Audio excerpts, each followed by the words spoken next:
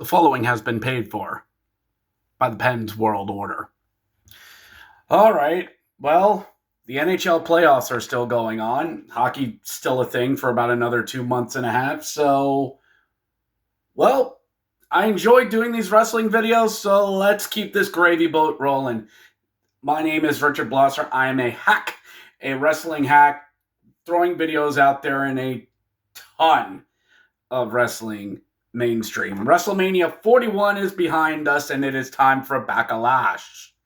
And oh boy, I hope all of you enjoyed the all-you-can-eat buffet there in Vegas, even though those buffets are a dying breed out there along the strip. Hope you enjoyed that, because for Backlash, it's lean cuts of beef, everyone. We have 14 matches there at Mania. We go to Backlash, which has 5. That's right. Lean cuts of beef, a sirloin steak, some steamed broccoli, and maybe some mashed potatoes, if we're lucky. This is pretty much a calling card of the Triple H era B-level shows. You will get 5 to 6 matches, and you will like it. Now, the past couple years, they've taken Backlash to other countries. 2 years ago, we did Puerto Rico, which went amazingly well. Yes, Bad Bunny really helped out with that. Bad Bunny and Damian Priest had a match that brought the house down, and an all-timer intro. Last year, we went to France. They charged a ton of money from those shows. Please don't look up the ticket prices for those shows. Please don't. And people showed up and sang songs and had a really good time, and it felt like one great big pub sing. Yay. So where are we going this year? To the ever so foreign land of St. Louis, Missouri. Yeah. Okay, so there's not a lot to go off of here on this show, but by gosh, we are definitely going to try. So let me just get this out of the way. No Jey Uso on this. Boy, he's getting the Bill Goldberg, WCW or Rey Mysterio treatment now, isn't he? I should probably give him a little bit more slack than that, because it looked like we were pretty much heading toward a Jey Uso-Logan Paul matchup. Woo! That's where we seemed like where we were going until... No. Let's just do a reverse course and say, oh, let's have him fight Seth Rollins on Raw, and let's keep that plate spinning. So I will tell everyone here that this is pretty much, I'm sort of stalling a little bit because there's not a lot to do on this. This is what's known as the spring slump. After WrestleMania, things just die off. It's not as bad as in the fall, but boy, things are really gonna dry up. Anyway, I've stalled long enough. 5 matches on the cards. Let's get into this. So, of course, we do any non-title ones first, and we've only got one non-title matchup, and that is Pat McAfee versus Gunther. Gunther went out after Mania and started murdering commentators dead. So, it's going to be Pat McAfee and Gunther.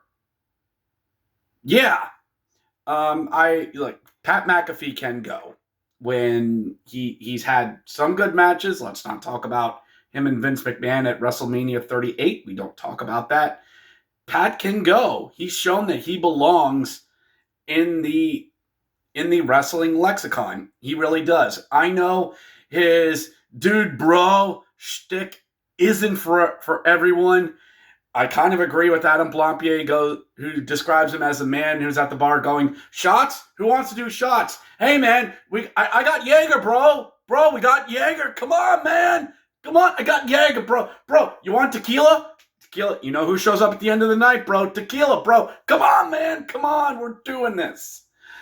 All right, so I'm going to predict Gunther's going to win this one.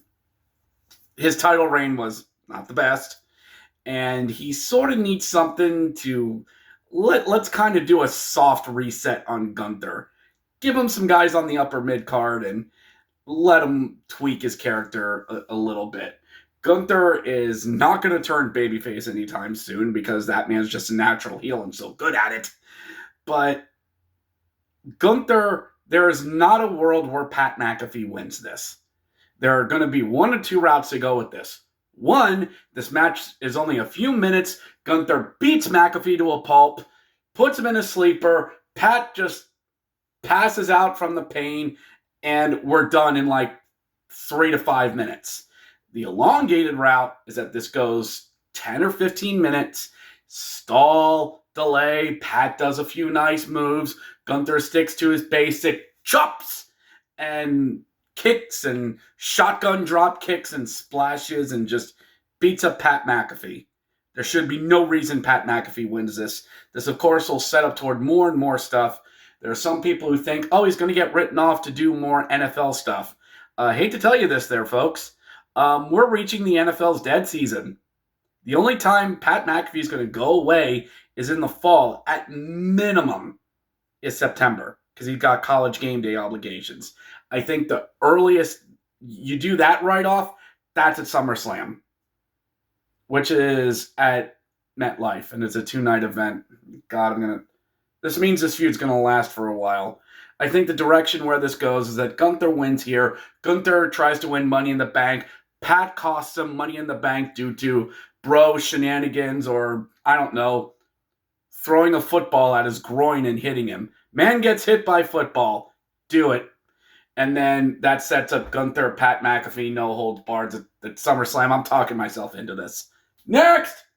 Up next is, all right, let's go with Jacob Fatu versus LA Knight, versus Damian Priest and Big Daddy Drew McIntyre in a fatal 4-way for the U.S. Championship. This is what's lovingly called a shoebox match. Take 4 really good wrestlers, put them in the ring, shake up the ring, magic. These 4 are just going to go out there and just have a pretty damn good near 20-minute match. And I'm going to be here for it. This is going to be not that long. Jacob's going to do some insane powerbomb or somersault spot. LA Knight and Drew McIntyre. That's bubbling into a nice feud that could really go somewhere. Just give those two a mic and it'll be promo magic. Damian Priest, he's there. Sure. But this one's a no-brainer. Jacob Fatu retains. He's probably, I don't know, Drew McIntyre gives a Claymore to Damian Priest, goes to pin him, but Jacob Fatu moonsault onto both of them, pins one of them, 1, 2, 3. That's it. The Samoan Werewolf retains and everybody rejoices. And we keep that plate spinning for Jacob Fatu and Solo Sikoa down the road. Next! Up next is Lyra Valkyria versus Becky Lynch for the Women's Intercontinental Championship. Okay, Becky Lynch turned heel. Okay, sure. Why couldn't we have done this at Mania? Becky is... We're redoing the Bianca Becky from 2 years ago. Becky turned heel and helped elevate someone, and this is going to elevate Lyra. It really is.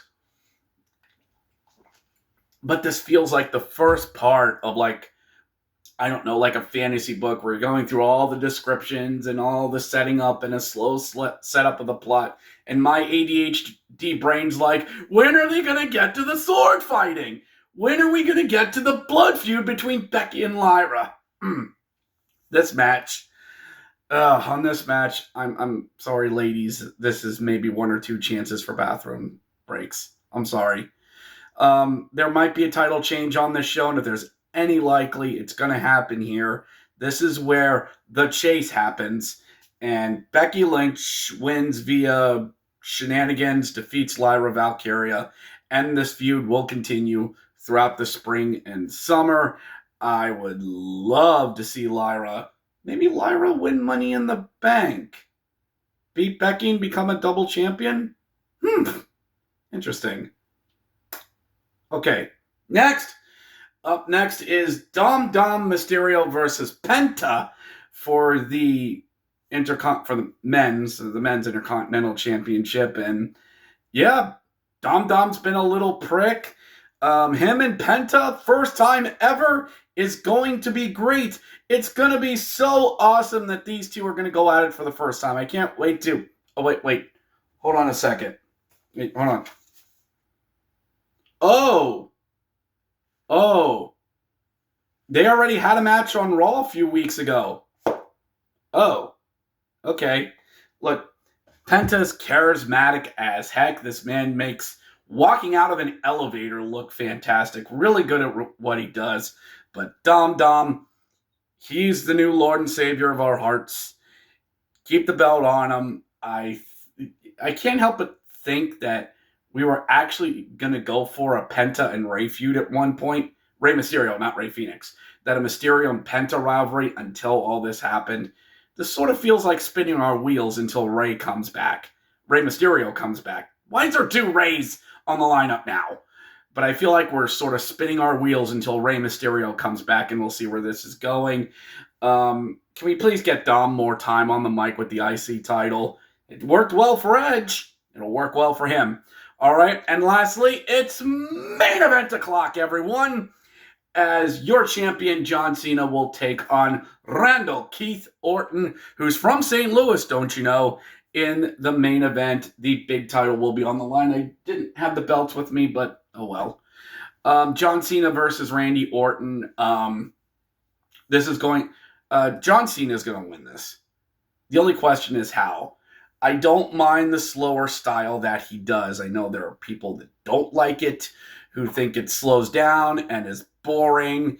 These are all valid concerns. But let's see what a non-Mania John Cena looks like. I love his entrance. I love his just black screen, white lettering, basic heel John Cena entrance. That's fantastic. And Randy is going to be celebrated there in St. Louis. Maybe his dad's there, Cowboy Bob Orton, with his arm still cast up. If you know, you know. And good on you for knowing. But I just don't see a world where Randy wins this. He's going to put up a valiant effort. Maybe John does a boot to the balls. Nah, nah. Boot to the balls. Nah, nah. Or just does title shot behind the ref back, pins Wendy, and just ends up beating him. Maybe we'll get some good RKO counters. I don't know, but just keep your expectations low. John's in his 40s. Randy is... Wait, how old is Randy Orton? How old is Randy Orton? He is 45? Randy Orton's 45.